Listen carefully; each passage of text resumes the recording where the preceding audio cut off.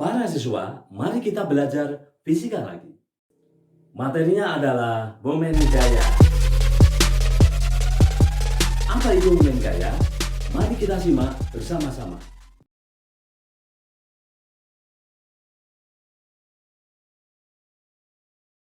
Untuk membuat suatu benda diam menjadi bergerak translasi atau berpindah, Anda perlu mengerjakan gaya pada benda itu. Untuk membuat suatu benda berotasi atau berputar terhadap suatu poros tertentu, Anda perlu mengerjakan momen gaya atau torsi atau torka pada benda itu. Momen gaya atau torsi atau torka adalah besaran yang menyebabkan suatu benda berrotasi. Sebuah kunci Inggris digunakan untuk memutar baut. Poros putar P terletak pada titik tengah baut. Sebuah gaya F bekerja tegak lurus terhadap lengan kunci dengan titik tangkap T. Titik tangkap adalah titik atau tempat gaya tersebut mulai bekerja. Jarak tegak lurus yang ditarik dari titik poros P sampai ke garis kerja gaya disebut sebagai lengan gaya. Garis kerja gaya adalah garis lurus yang melewati gaya.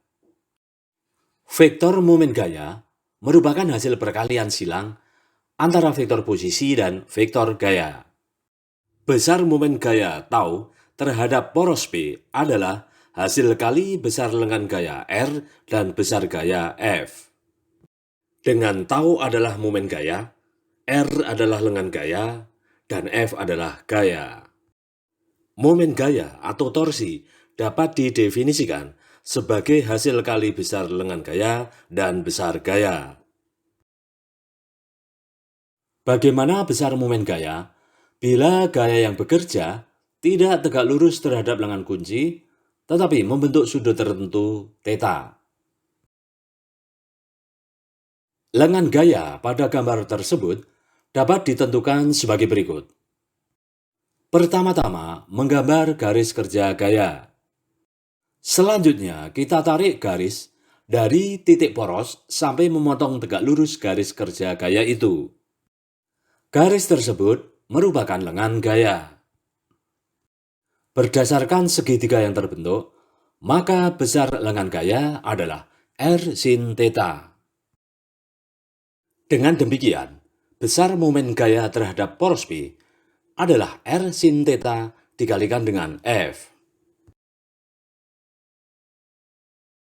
Momen gaya diberi tanda positif jika cenderung memutar benda searah putaran jarum jam. Dan momen gaya diberi tanda negatif jika cenderung memutar benda berlawanan arah putaran jarum jam. Contoh soal 1. Batang AB yang masanya diapikan dipengaruhi gaya F sama dengan 10 Newton seperti gambar. Maka besar momen gaya terhadap titik P adalah titik-titik. Dari soal kita dapatkan data-data F sama dengan 10 Newton, R sama dengan 0,9 meter.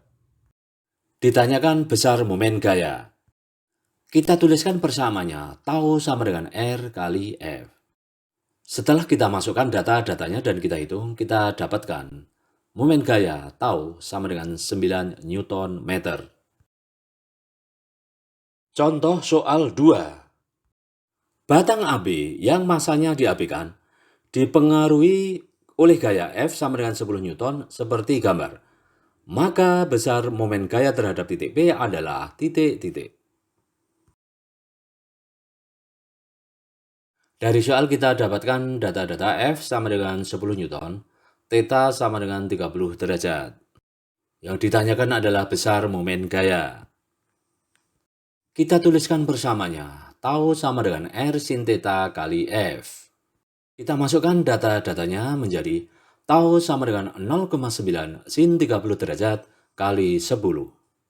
Setelah kita ganti sin 30 derajat dengan setengah dan kita hitung, kita dapatkan momen gaya tau sama dengan 4,5 Newton meter. Contoh soal 3. Batang AB yang masanya diapikan dipengaruhi 3 gaya, Fa sama dengan 10 Newton, Fc sama dengan Fb sama dengan 20 Newton, seperti gambar. Maka, besar momen gaya terhadap titik P adalah titik-titik.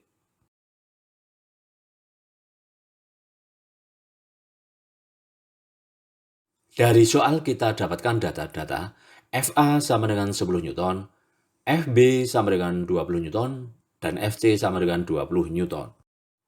Besar momen gaya terhadap titik P sama dengan momen gaya A dikurangi momen gaya C ditambah momen gaya B. Momen gaya A kita ganti dengan 0,3 kali Fa. Momen gaya C kita ganti dengan 0,3 kali sin 30 derajat kali Fc. Dan momen gaya B kita ganti dengan 0,9 kali Fb. Setelah kita masukkan data-datanya dan kita hitung, kita dapatkan besar momen gaya sama dengan 18 Newton meter.